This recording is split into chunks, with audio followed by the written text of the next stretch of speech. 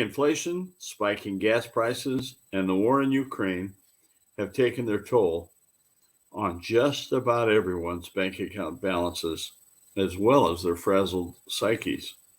We're already experiencing the worst inflation rates of the 21st century, and now the round-the-clock bad news is even sparking fears of another looming recession. Good morning. I'm Mark Renner from Berkshire Hathaway Ambassador Real Estate. As I always say, thank you for watching my videos. I'm known as Mr. Omaha, and I've been voted the outstanding agent in Omaha twice. This is a very timely and interesting topic this morning. We're all wondering, how are these things going to get settled? How's it going to influence our pocketbook? Will it lead us to a recession? What are the ramifications of the inflation, spiking gas prices, and the war in Ukraine? So I have called on some experts in the industry to give me some information and insight into it that I want to share with you. These may be not perfect solutions, but at this point in time, they're the best guesses, best forecasts that anyone has. So let's talk about inflation, gas pump pain, and Putin. How the turmoil could have a big impact on home prices. Overwhelming uncertainty. The overwhelming uncertainty over what's coming next has already led to turbulence in the stock market and in investment portfolios.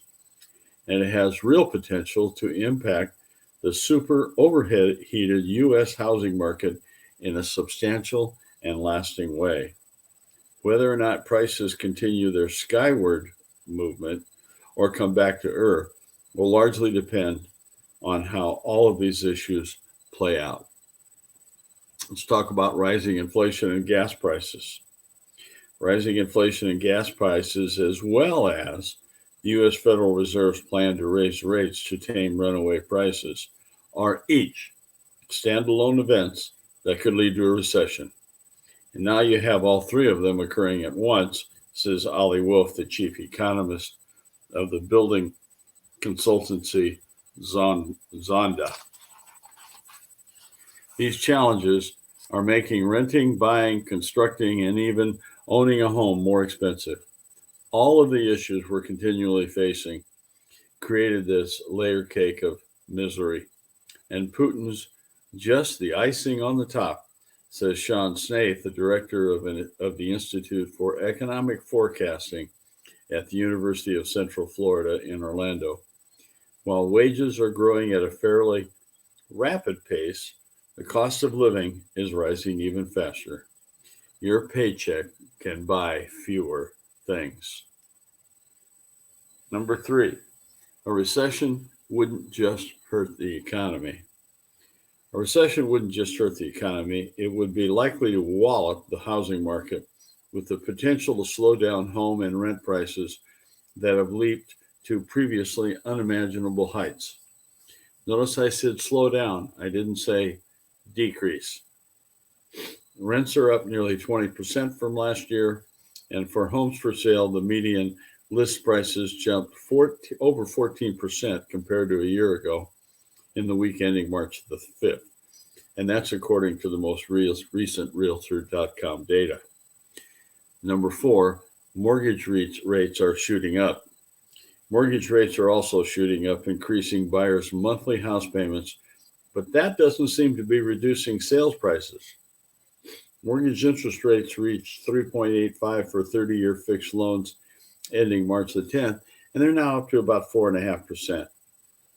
If another financial downturn seems imminent and potential buyers are worried about the stability of their jobs, this could be a game changer. And number 5, some experts predict home prices will fall. Others believe they will keep rising. Some housing experts predict that home prices are bound to go down, especially if recession hits. They argue that the highest inflation in 40 plus years will cut into paycheck and savings. With rents, home prices, and mortgage rates rising, they believe there's only so much buyers can afford. Number 6. Here we go. Number 6, home prices are more likely to keep rising, according to Hale, the economist, Realtor.com's chief economist. That may be especially true in the short term as buyers attempt to lock in a deal before the costs go up even further, potentially out of their reach. Zooming out, there are still many more buyers than there are homes available for sale. Builders can't put them up fast enough to meet demand. During the run-up to the Great Recession, the problem was the opposite, with a glut of new homes. That can mean prices will continue to hitting record heights. There are enough people still looking to buy a home today that unless inventory changes substantially, prices are still going to rise at a high single-digit, low double-digit pace. It says Zonda's Wolf. Instead of an inventory bump, fewer homes may go up for sale as a result of inflation, gas prices, and stock market volatility. But sellers who typically need to buy their next homes may be reluctant to list their properties and be confronted with similarly lofty prices and soaring rates that will increase their monthly housing payments. In addition, everything involved in a move, from the cost of moving companies, which need to buy gas, to the cost of buying new furniture, is expected to become even more expensive. So that means we're going to have more of a low inventory, and low inventory begets low inventory, said the chief economist at bankrate.com. Rising prices make it difficult for move-up buyers, and there are less savings for those who are looking to downsize. But most homeowners are likely looking to stay put, especially older homeowners. And number 7, new construction and remodeling are likely to become even pricier. Buyers shouldn't expect builders to come in and save the day. Builders have long struggled to find skilled workers, and global supply chain problems have more recently created long delays and led to higher prices for the materials used in home construction, as well as for consumer durables like refrigerators and stoves. So higher oil prices and geopolitical turmoil tensions are expected to increase inflation, shortages, and delays. It will now cost more to transport that lumber to a construction site, and the supply chain could be even further damaged. So here's the bottom line to all of this. A lot of the economists don't see prices falling because the cost of construction materials and labor costs are rising. And the remodeling industry could also take a hit because the cost of those new kitchen cabinets, bathroom tiles, and so on and so forth are already being squeezed. Many homeowners fund big renovation projects with home equity loans, and those loans are a lot less appealing now that they come with higher interest rates. A lot of remodeling is discretionary, says Realtors.com's Hale. But as the world opens up, people are spending less time at home. Remodeling isn't going to be at the top of the mind. So let's talk about what is the bottom line. Right now, the fear of not getting a home is more powerful than the uncertainty on the economic landscape. This says economist Wolf. If we see this kind of economic volatility lasting for several months, then housing demand will likely slow. But we still have more buyers, more demand than we have inventory or sellers.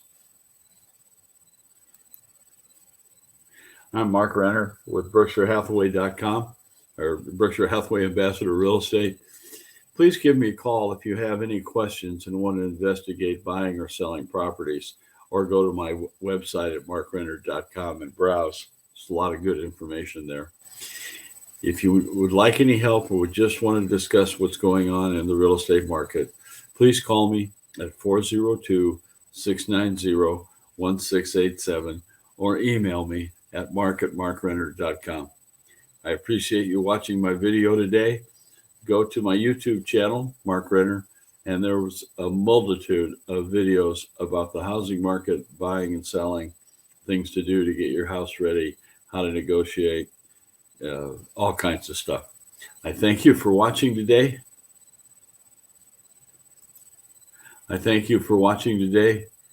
Have a great day and be safe.